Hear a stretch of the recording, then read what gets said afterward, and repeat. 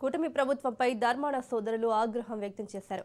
కూటమి ప్రభుత్వం రాజకీయ కక్ష సాధింపు చర్యలకు పాల్పడుతోందని, ప్రతిపక్షాలపై కుట్రపూరిత కేసులు బనాయిస్తున్నారని మాజీ డిప్యూటీ సీఎం ధర్మాన కృష్ణదాస్, మాజీ మంత్రి ధర్మాన ప్రసాదరావు మండిపడ్డారు. రవికుమార్ కుటుంబానికి పార్టీ తరపున పూర్తి అండగా ఉంటామని, ఈ అక్రమ కేసులను చట్టపరంగా తిప్పికొడతామన్నారు.